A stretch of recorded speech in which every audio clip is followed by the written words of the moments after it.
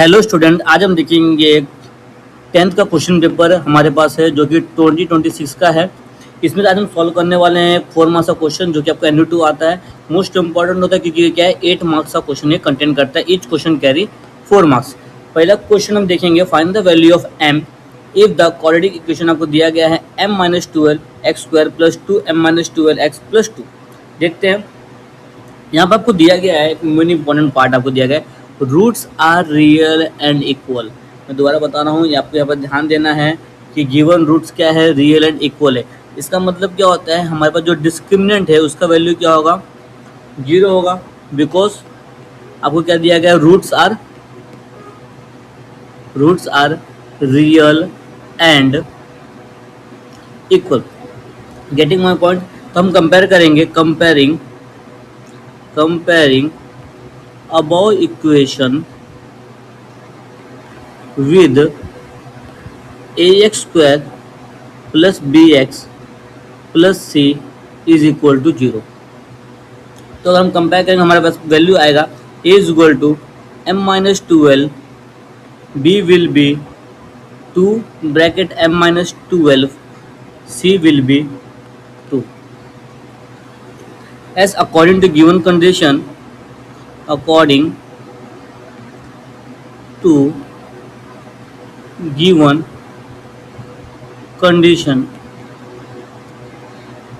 delta is equal to 0, therefore b² minus 4ac will be equal to 0। substituting the value, 2 bracket m-12 bracket close whole square minus 4 into a will be m-12 into c is equal to 0। अगर हम यहाँ पर solve करेंगे तो आपको क्या करना है, 2 का square 4, m-12 the whole square minus 4 into m-12 into 2 is equal to 0। अब मैं आपको बताने वाला मोस्ट इंपॉर्टेंट पार्ट जो है, आपको ध्यान यहाँ पे देना है। तो मोस्ट ऑफ द टाइम क्या होता है कि आप स्टूडेंट क्या करते हैं, इसको ब्रैकेट को ओपन करते हैं, फिर मल्टीप्लाई 4 करते हैं। आपका क्वेश्चन बहुत लेंदी हो जाएगा। आपको यहाँ पर क्या करना है, सिंपल, आपको यहाँ से 4m-12 को क्या करोगे, कॉमन ले लोगे। तो क्या हो जाएगा, 4m-12 आपको कॉमन हो गया, तो यहाँ पर क्या हो जाएगा, यहाँ पर स्क्वायर था तो यहाँ पर एक टर्म बच जाएगा m-12। यहाँ पर साइन कौन सा, माइनस का है। यहाँ पर आपने क्या किया है, 4m-12 को आपने कॉमन ले लिया है, तो आपका बचा क्या है, बस ओनली 2, फिर ब्रैकेट क्लोज इक्वल टू 0। अब अगर हम देखेंगे तो यहाँ पर क्या है, मल्टीप्लिकेशन का साइन है, तो हम क्या करेंगे, अगर हम उसको नेक्स्ट साइड पे शिफ्ट करते हैं तो क्या हो जाएगा, वो डिवाइड में कन्वर्ट हो जाएगा। और यहाँ पर क्या होगा, m-12 minus 2 will be equal to 0 upon 4m-12। Getting my point. तो अब हम डिवाइड करेंगे, एनीथिंग डिवाइडेड बाई तो 0 से, अगर न्यूमरेटर 0 है, आपको किससे भी डिवाइड करेगा, आपका आंसर क्या आएगा, यहाँ पर 0 रहेगा, और ये क्या हो जाएगा, m minus minus plus m-14। Therefore m will be plus 14। Therefore आप आंसर लिखोगे, the value of m will be, the value of m is 14 for given quadratic equation.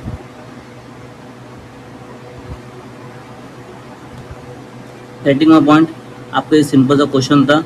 आपको क्या करना है, आपके पास दिया गया है कि वैल्यू जो है वो कैसा है, आपका रूट्स रियल एंड इक्वल है। अगर आपका रियल एंड इक्वल होता है तो डेल्टा क्या होता है, 0 होता है। आपको यहाँ पर पुट करना है, फिर कंपेयर करके आपको वैल्यू पुट करना है। यहाँ पर आपको ट्रिक ये देखना है कि आपको यहाँ से क्या करना है, 4m-12 क्या करना है, कॉमन लेके आपको नेक्स्ट साइड शिफ्ट करके डिवाइड बाई 0 करना है।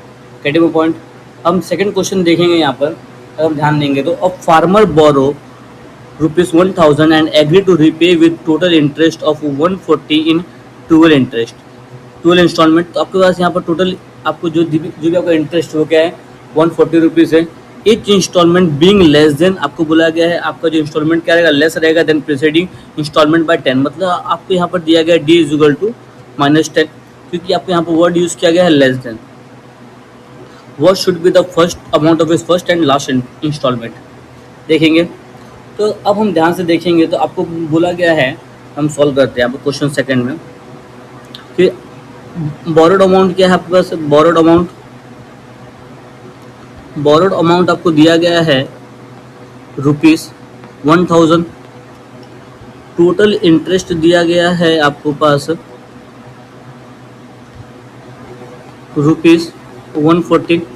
So therefore total amount to repay will be 1000 plus 140, which will be 1140 rupees. Yes or no? So आपके पास SN दिया गया है, SN या बोल सकते हो कि आप जो SN कितना दिया गया है आपको ₹1140. आपका टोटल इंस्टॉलमेंट वो कितना आपके पास दिया गया है, 12 इंस्टॉलमेंट आपके पास है. देयरफॉर आपके पास जो S12 वैल्यू है, S12 का वैल्यू कितना हो जाएगा आपके पास 1140. सो हम देखते हैं, आपके पास N पता है, D पता है, आपको D दिया गया है -10.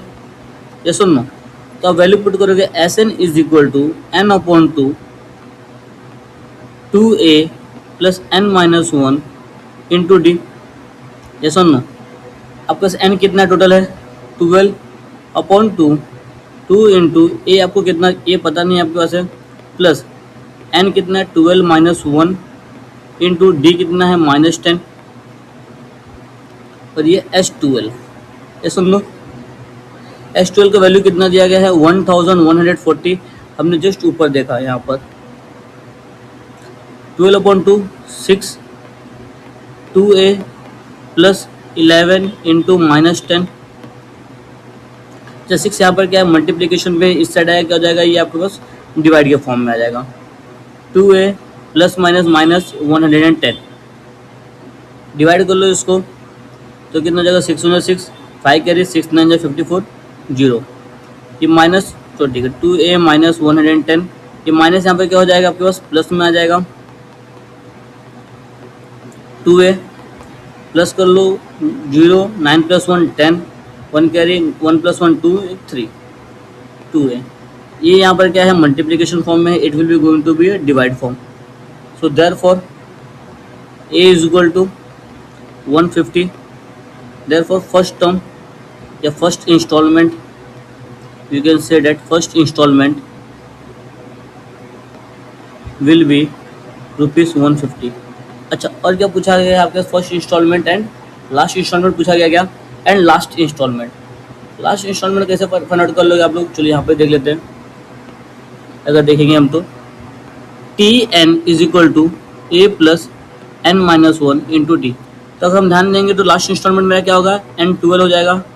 A हमारे पास आया 150 rupees plus 12 - 1 into -10 150 plus 11 into -10 50. अच्छा, प्लस और माइनस कितना हो जाएगा माइनस और 110 which will be equal to 40. Got it? So last installment